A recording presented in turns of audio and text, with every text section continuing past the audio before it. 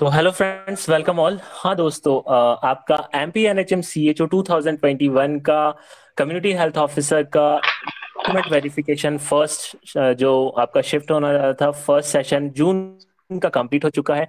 And हमारे साथ सी H ओ live है, जिनसे हम डिस्कस कर सकते हैं कि क्या क्या डॉक्यूमेंट वेरिफिकेशन में क्या उनका प्रोसीजर हुआ। साथ ही साथ उनका कैसे उन्होंने प्रिपरेशन स्ट्रेटेजी रखा ताकि उनका मतलब 75 प्लस मार्क्स आ गए। एंड कैसे उनका प्रिपरेशन था, कैसे उन्होंने एग्जाम के पहले प्रिपरेशन किया। तो हम जान लेते हैं। तो आप बता सकते हैं क्या डॉक्यूमेंट वेरिफिकेशन का आपका प्रोसेस था एंड क्या क्या इंपॉर्टेंट डॉक्यूमेंट्स आपको वहाँ पे शो करने थे। Okay. Good evening sir. Good evening. सबसे पहले जब आप डॉक्यूमेंट वेरिफिकेशन के लिए जाते हो, जब आपका लिस्ट आता है तो सबसे पहले आपको क्या करना है, जो लिस्ट है उसको अच्छे से देखना है। सबसे फर्स्ट आपको डीडी बनवाना है। डीडी मोस्ट प्रेफरली तो एसबीआई बैंक से, इनकेस किसी भी बैंक से आपका चलेगा, जिस भी बैंक से। फिर जब आप बॉन्ड बनवाने के लिए जाते हो तो आपको वहां जो एडवोकेट है उनको कहना है कि आप 500 का बॉन्ड हमको बना कर दो। जब वो 500 का बॉन्ड बना के देना है तो आपको इस चीज का ध्यान रखना है कि जो बॉन्ड का पूरा हमें फॉर्मेट दिया उसके लास्ट में जो 6 पेज है वो पेज बहुत इंपॉर्टेंट है और उसको ऐड करना बहुत जरूरी है। जब आप बॉन्ड बनवाते हो तो हर बॉन्ड का जो एक एक पेज है उसके ऊपर एडवोकेट के सिग्नेचर होना चाहिए, साइन होना चाहिए और आपके भी साइन होना चाहिए। जो भी आप विक्टिम दे रहे हो, श्योरिटी के लिए दे रहे हो, उन सब लोगों की सिग्नेचर होना चाहिए। इसके बाद में आपका जो मेडिकल सर्टिफिकेट रहता है, मेडिकल सर्टिफिकेट में आप डॉक्टर्स को बताना, वो आपको कहेंगे कि आप आई चेकअप करवाओ, अलग अलग चीजें बताते हैं, बट आप जनरली मेडिकल सर्टिफिकेट बनवाना। उसमें डॉक्टर का नाम होना चाहिए, रजिस्ट्रेशन नंबर होना चाहिए। फिर उसके बाद में जो भी लिस्ट आती है, तो सबसे पहले आपको क्या करना है, जब सीएचओ का डॉक्यूमेंट वेरिफिकेशन होता है, फर्स्ट सेट बनता है यूनिवर्सिटी सेट, सेकंड बनता है एनएचएम सेट, थर्ड जो बनता है वो आपका बनता है कॉलेज सेट। तो आपको सबसे पहले क्या करना है, 10th की 4 कॉपीज करना है, 12th की मार्कशीट की 4 कॉपीज करना है। अगर आप बीएससी 4 कॉपी का, बीएमएस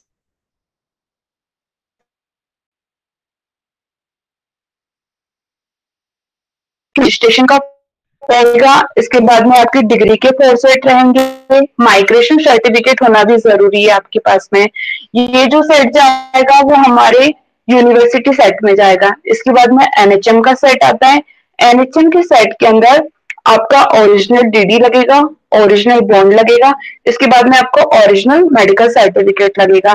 जो सेट हमने पहले बताया वो आपको वैसे ही प्रिपेयर करना है। कास्ट सर्टिफिकेट, तो कास्ट सर्टिफिकेट के भी 4 4 सेट, मतलब जितने भी लिस्ट दी है उनके 4 4 सेट आपको बनाना है। माइग्रेशन सर्टिफिकेट अगर आप जबलपुर यूनिवर्सिटी से हो तब तो कोई नीड नहीं है, लेकिन अगर आप अदर यूनिवर्सिटी से हो तो आपको ओरिजिनल माइग्रेशन सर्टिफिकेट चाहिए, वो कॉलेज में आपसे सबमिट करवा लेंगे। इसके बाद में आपके पास 6 फोटोज होना चाहिए, उसके अंदर डेट होना और नेम होना चाहिए। इसके बाद में आप जितने भी डॉक्यूमेंट्स है, 3 फाइल बनती है, उन पे अपने सिग्नेचर कर लो, क्योंकि टाइम बहुत कम मिलता है। जिन भी लोगों की सेकंड लिस्ट आने वाली है वो लोग अभी से ही प्रिपेयर कर ले। ओके, तो हमारे पास डॉक्यूमेंट वेरिफिकेशन के लिए ये 4 सेट्स बनाने हैं हमको, सारे डॉक्यूमेंट्स के। हाँ जी। चाहे आपका या और साथ ही साथ आपका जो डीडी होगा, डीडी में किसी भी बैंक से हम बनवा सकते हैं, बट उसमें जो नाम होगा वो करेक्ट होना चाहिए डीडी में। ठीक है। हाँ एंड जी। Okay, so thank you. आपका डॉक्यूमेंट वेरिफिकेशन कंप्लीट होने के बाद आगे आपका क्या प्रोसेस रहा, कैसे आपका मतलब आपको ज्वाइनिंग लेटर दे दिया गया वहीं पे। जब आपके डॉक्यूमेंट्स कंप्लीट हो जाते हैं वो आपकी एक एक चीज को चेक करते हैं। अगर आपको कोई भी डॉक्यूमेंट्स गलत है या कुछ भी है तो 3 दिन का जैसे टाइम रहता है, आप फर्स्ट डे ही जाओ। इनकेस कुछ प्रॉब्लम होती है तो आप करेक्शन कर सकते हो, अदरवाइज तो वो आपका एडमिशन नहीं लेंगे। जब तक कंप्लीट नहीं होगा नहीं लेते, वो हर एक चीज को चेक करते हैं। आपके पास अपने सारे ओरिजिनल डॉक्यूमेंट्स होना चाहिए। जब आपका डॉक्यूमेंट वेरिफिकेशन कंप्लीट हो जाता है तो वो आपको ज्वाइनिंग लेटर देते हैं। जब ज्वाइनिंग लेटर देते हैं तो उसकी 4 कॉपीज देते हैं हमको। 3 कॉपीज वो खुद रख लेते हैं और एक कॉपी जो रहती है वो हमें देते हैं। उसमें प्रिंसिपल की या फिर जो भी हमारे एनएचएम इंचार्ज है उनके सिग्नेचर होते हैं। जब आपको डेट देते हैं ज्वाइनिंग की, उस दिन आपको अपने ट्रेनिंग सेंटर पर जाना है, फिर आपकी क्लासेस स्टार्ट हो जाती है। ओके, सो आपका वहीं पे जैसे ही डॉक्यूमेंट वेरिफिकेशन कंप्लीट होता है तो आपका क्लासेस हो जाएगा, एंड आपको वहीं पे मतलब अलॉट कर दिया जाता है कि किस दिन से आपका स्टार्ट होना है। एंड हाँ जी जो सर। आपका 15,000 का डीडी है वो डॉक्यूमेंट वेरिफिकेशन वाले डे ही आपको सबमिट कर देना है। आपको माइग्रेशन सर्टिफिकेट और डीडी के भी फोर फोर फोटोकॉपीज करवाना है। डीडी आपसे ओरिजिनल ले लेंगे, और आप ध्यान रखें कि डीडी में स्पेलिंग सही होना चाहिए, नाम की सही होना चाहिए, किसके लिए आप बनवा रहे हो उनकी साइन होना चाहिए, सिग्नेचर जिनसे आप बनवा रहे हो उनके प्रॉपर सिग्नेचर होना चाहिए, और डीडी के पीछे अपना रोल नंबर, अपना नाम और मोबाइल नंबर लिखे होना चाहिए। ओके, तो आपका डीडी का आपने बता दिया। एंड जैसा कि आपका आपने इतना अच्छा मार्क्स सिक्योर किया, तो क्या आपका स्ट्रेटेजी क्या था प्रिपरेशन का? प्रिपरेशन में सबसे पहले तो सीएचओ के लिए हमें बेसिक टॉपिक वो लोग बता देते हैं, जो हमारा सिलेबस आता है, जो वो हमें सिलेबस देते हैं उससे कोई चीज बाहर नहीं आती है। तो आप 3 सब्जेक्ट को सबसे ज्यादा ध्यान से पढ़ना चाहिए, first OBG, then pedia and community. इसके बाद में क्वेश्चन सॉल्व करना, ओल्ड पेपर सॉल्व किए थे अभी से, सीएचओ का 18 से अभी तक का जो एग्जाम हुआ, तो मैंने 15 क्वेश्चन डायरेक्टली इनडायरेक्टली वहीं से आते हैं, तो आपका आधा पेपर तो कवर, जब ओल्ड पेपर आप सोल्व करते हो आपको एक आइडिया हो जाता है कि क्वेश्चन कहाँ से आ रहे हैं, किस प्रकार से आ रहे हैं। जैसे लाइक कम्युनिकेबल डिसीज है तो उसमें आपको इंक्यूबेशन पीरियड पूछ लिया, वायरस पूछ लिया, तो आपको वहां से ये चीज क्लियर हो जाती है। तो आपको क्वेश्चन ज्यादा सोल्व करना है और इन 3 सब्जेक्ट के ऊपर ज्यादा फोकस करना है। नेशनल प्रोग्राम्स थीम जितनी भी है यही सब पूछते हैं, आपको सिलेबस से बाहर कुछ नहीं पूछेंगे, बस जितने टॉपिक सिलेबस में है वो आपको अच्छे से पता होना चाहिए। और अभी तुक्के में एग्जाम नहीं दिया जाता है क्योंकि कंपटीशन बहुत ज्यादा बढ़ गया है, तो आपको अच्छे से पढ़ना है। और अगर बुक चाहिए सीएचओ के लिए कि बुक को फॉलो कर सकते हैं, उससे ही क्वेश्चन आते हैं इनडायरेक्टली, डायरेक्टली आपको उस बुक से सारे क्वेश्चन मिल जाएंगे। ओके, सो मतलब जो आपका सिलेबस है उस पर थोड़ा सा हमको अच्छे ज्यादा से ध्यान फोकस देना है। करना चाहिए क्योंकि क्वेश्चन वहीं से आते हैं, ओल्ड पेपर दिए हैं उसी से क्वेश्चन पूछते हैं आपसे। ओके, क्योंकि हाँ।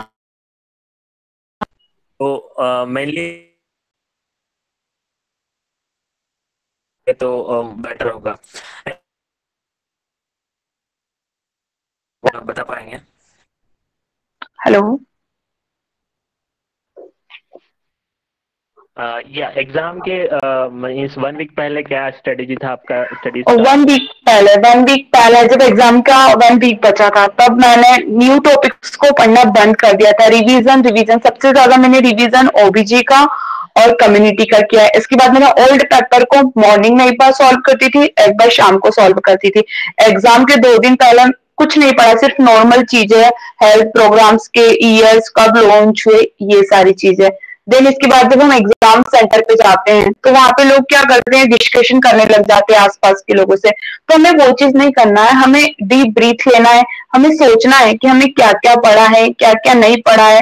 ये नहीं है कि आप एग्जाम सेंटर पे जाते हो तो बात करने लग जाते हो, अपने मन को शांत करके जब आप अच्छे से पेपर देते हो तो जितनी भी चीजें आपने याद की, जो भी आपने 1 वीक पहले जितनी भी चीजों को याद किया है, वो सब चीजें अपने आप आपको मेमोराइज होती है। तो आपको इस बात का ध्यान रखना है कि हमको एग्जाम से पहले कैसे अपने आप को उस इन्वायरमेंट में डालना है कि हाँ हमारा पेपर अच्छे से जाए। तो आपको इस चीज का ध्यान रखना पड़ता है जब आप कोई भी एग्जाम देने जाते हो।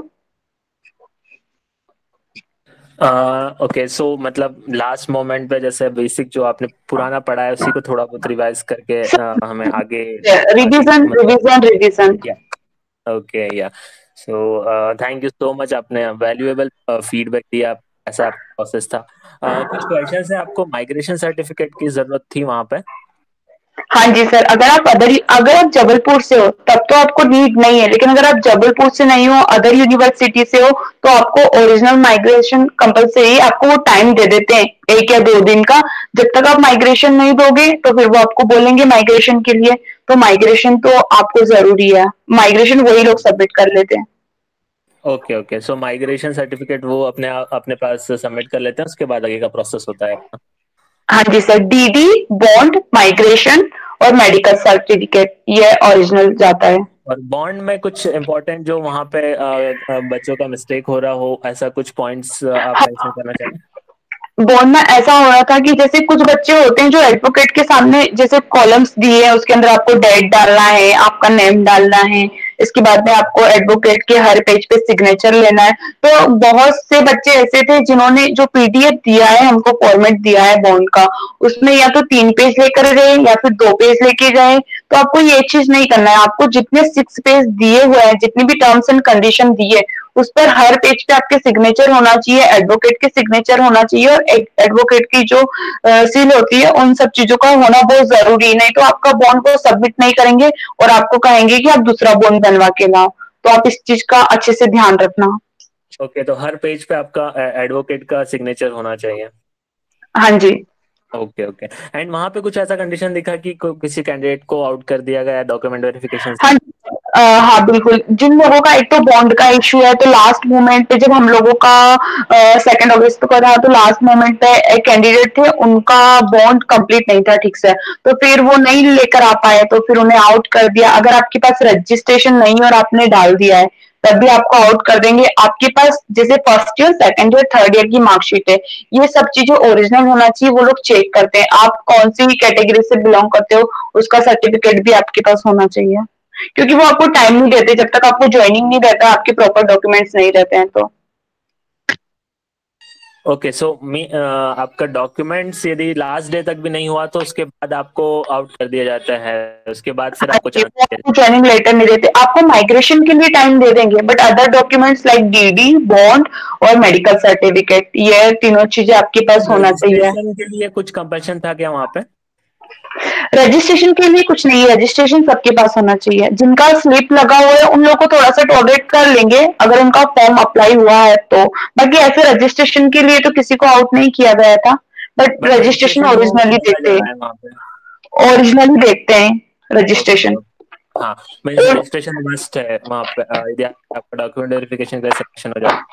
हाँ जी, रजिस्ट्रेशन मस्ट है। अगर आपने एक्सपीरियंस लगाया है तो एक्सपीरियंस सर्टिफिकेट भी आपके पास होना है, अगर आपने नहीं लगाया तो कोई बात नहीं। और डिजिटल को नहीं वो मान्यता दे रहे हैं?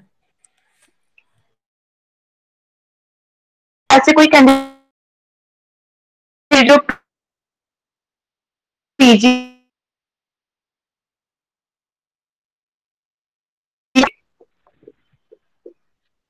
Okay okay okay. And register नहीं है कॉन्ग्रेचुलेशन आपको। हाँ जी, थैंक यू सर। आपको एक बहुत बहुत अच्छा एक जॉब अपॉर्चुनिटी मिला है। एंड आपने जैसे ट्रेनिंग के लिए थोड़ा सा, आप ट्रेनिंग ड्यूरेशन में कैसा शेड्यूल है, कैसा क्या पढ़ाया जा रहा है, क्लासेस लग रही है, थोड़ा सा आप जस्ट लास्ट 1 मिनट में ब्रीफ करेंगे क्या? हाँ हाँ बिल्कुल। ट्रेनिंग में ऐसा होता है कि ट्रेनिंग का टाइम रहता है आपका 10 to 4 रहता है। इसमें आपकी 3 क्लासेस रहता है, 2 2 आवर्स की क्लासेस रहते हैं। हम लोगों का जो सेंटर है वहां पे तो प्रॉपर क्लासेस लग रही है। जो प्रोफेसर है उस कॉलेज के बहुत अच्छे से पढ़ाता है। और अभी हमारा बेसिक सीएचयू की responsibility, role responsibility, sub centre, इन पर टॉपिक चल रहा है, कम्युनिकेशन स्किल चल रहा है। तो हमारा फर्स्ट क्लास होता है वो 10 to 12 होता है। उसके बाद अभी थोड़ा सा कुछ वर्क आ जाता है तो क्लास नहीं ले पाते, फिर 12 to 1 रहता है। देन इसके बाद हमारा 1 to लंच रहता है। इसके बाद में 2 to 4 हमारा वापस क्लास रहता है एक। ओके, सो मतलब कंटिन्यूअसली क्लासेस, रिगरसली क्लासेस लग रहा है आपका मतलब हाँ इसका? जी, कुछ और ऐसा डेली इसमें ये जाना नहीं है भी कि है। हाँ, ऐसे नहीं है कि आपका ओके डिपेंड करता है कि आपका ट्रेनिंग सेंटर कैसा है। मेरा ट्रेनिंग सेंटर बहुत अच्छा है, तो हम लोगों की ट्रेनिंग बहुत अच्छे से हो रही है। ओके। हाँ एक बहुत बहुत रिकॉग्नाइज इंस्टीट्यूट है वो। सो हाँ जी। Thank you so much, thank you so much, आपने अपना वैल्यूएबल फीडबैक शेयर किया। एंड इसके बाद जो भी क्वेश्चंस होते हैं हम आंसर करेंगे कैंडिडेट्स के। एंड थैंक यू आपका वैल्यूएबल टाइम देने के लिए। एंड आशा करते हैं कि आगे फ्यूचर में भी आपको ऐसे ही, मतलब आपका इतना अच्छा मार्क्स रहा, इतना अच्छा इंटेलिजेंस रहे आपका, तो आगे भी आपको सक्सेस मिलता रहे। And thank you thank you for your so much valuable sir. Time, thank you so much. So हम एंड करते हैं इस लाइव सेशन को। Okay sir, thank okay, you. thank you. Have a good day.